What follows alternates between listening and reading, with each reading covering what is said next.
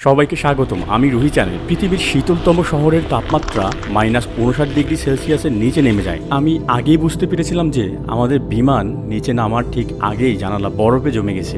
Welcome to Republic of Sakhalin, Ecuador. আজ বাতাসের তাপমাত্রা -55°C।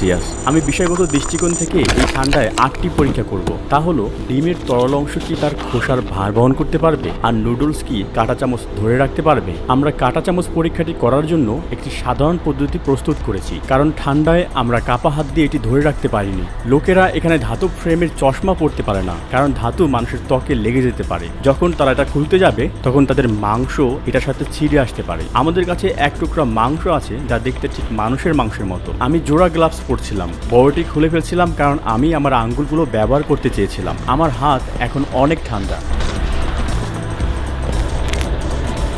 আমরা কয়েক মিনিটের মধ্যে যা দেখলাম তা আমাদেরকে আবার মনে করিয়ে দিল যে এই জায়গাটি হচ্ছে বরফের নরক। এখানে সব কিছুই জমে যায়। এখন এটা বন্ধ করা যাক। আপনারা কি এটা দেখছেন? জমে যাওয়া নুডলস বাতাসে কাঁটা চামচ ধরে রাখতে পেরেছি। এটা দেখো,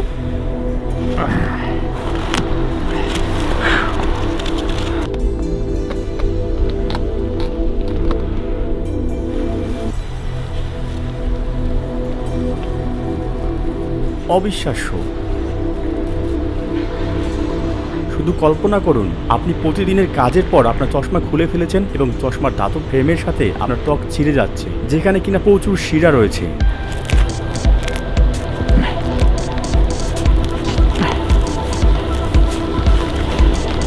ঠিক এই রকম এটা অবিশ্বাস্যভাবে ঠান্ডা, মানুষের সহ্যের বাইরে। ফুটপাতের বরফ প্রতি ঘন্টায় ভেঙে ভেঙে পরিষ্কার করতে হয়।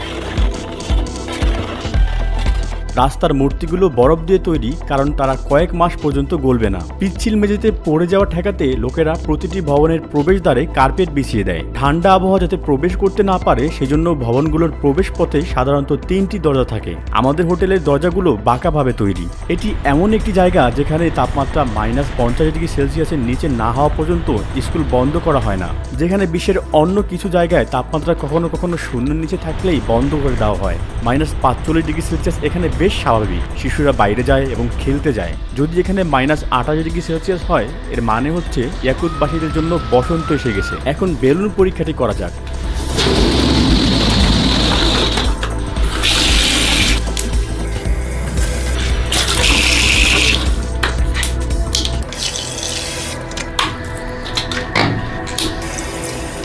এগুলো ঠান্ডা করা এবং পরে এগুলো দিয়ে বোলিং খেলা, বিষয়টি কেমন হবে?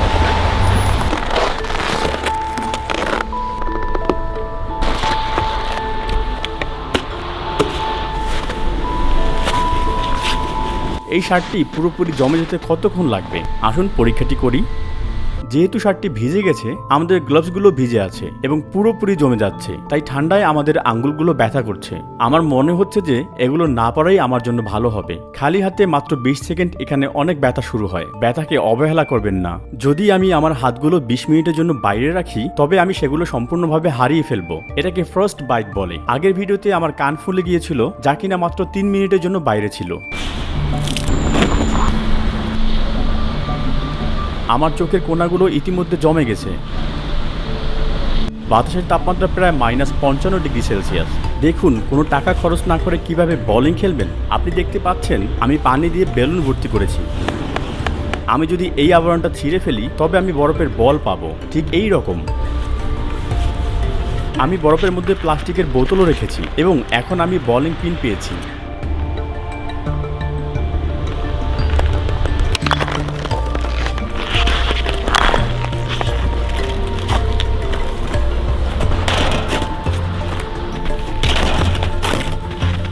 আপনারা কি এটি দেখেছেন? আপনি কি বিশ্বাস করতে পারেন? ওই দিকে তাকান। এটা কি সত্যি?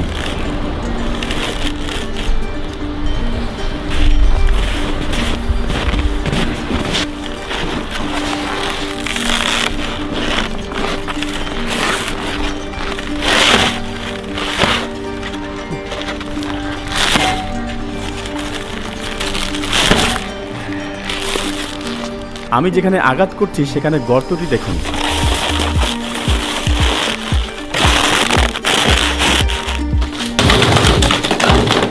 হ্যাঁ, জমে যাওয়া টি শার্ট পরীক্ষার পরে আমার গ্লোভসগুলোর এই অবস্থা। ব্যাগ ধরে রাখার সময় এই ছিল আমার হাতের অবস্থা। গ্লোভসটি ঠিক এই রকম ছিল যখন সেগুলোকে আমি খুলে ফেলেছিলাম। আমার আঙ্গুল এই গ্লোভসে ছিল। এটা কিছুতেই বাঁকা হচ্ছে না।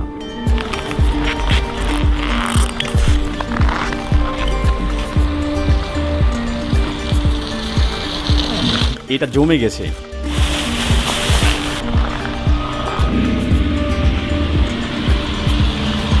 এটা নিজেকে ধরে রাখছে। এটা একটি গোসলে ব্যবহৃত তোয়ালে। আমরা কি এটি দিয়ে স্ল্যাশ তৈরি করতে পারি?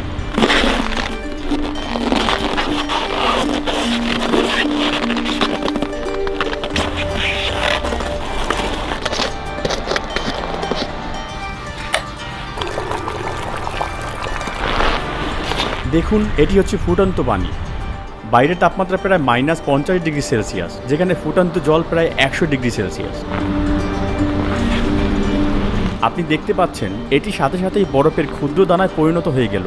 এখানকার আবহাওয়া এতটাই শীতল যে অল্প সময়ের মধ্যে আমাদের অনাবৃত শরীরের আঙ্গুলগুলো এরূপ অনুভব করে। আপনি যথেষ্ট অভিজ্ঞ না হলে আপনি এখানে আপনার অঙ্গ হারাতে পারেন। এক জায়গা থেকে অন্য জায়গায় হেঁটে যাওয়া এখানে প্রায় অসম্ভব। আপনি যদি আপনার গন্তব্য থেকে মাত্র 20 মিনিট হাঁটার দূরত্বে থাকেন, তবে সেখানে পৌঁছতে আপনার প্রায় 1 ঘন্টার মতো সময় লাগবে, কারণ আপনাকে প্রতি 5 মিনিটে নিজেকে গরম করে নিতে হবে। এখানকার লোকেরা সাধারণত হাঁটার সময় ব্যাংক বা সুপার মার্কেটে প্রবেশ করে, বিশ্রাম নেয় এবং তারপর আবার হাঁটতে থাকে। আমাদের স্লেজ প্রস্তুত।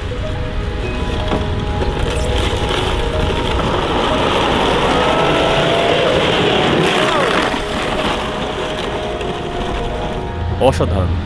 আমি এটি আবার করব।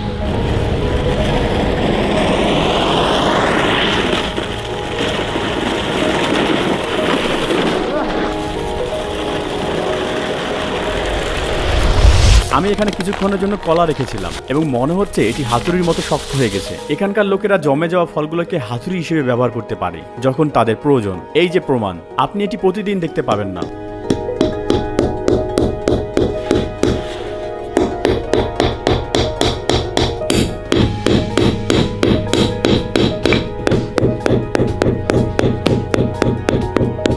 ফ্রোজেন ফল এবং মাংসের কথা যদি বলি, কিছু ইয়াকুত লোক তাদের বাড়িতে এটি ঘরে খালি রাখে এবং তা গরম করে না। যেহেতু ঘরটি বাইরের থেকে ঠান্ডা, তাই এটিকে একটি বড় ফ্রিজার হিসেবে ব্যবহার করতে পারে। তাদের বিদ্যুৎ খরচও হয় না। আপনি দেখতে পাচ্ছেন এই বাড়ির প্রথম ঘরটি হচ্ছে ফ্রিজার রুম। 1, 2, 3।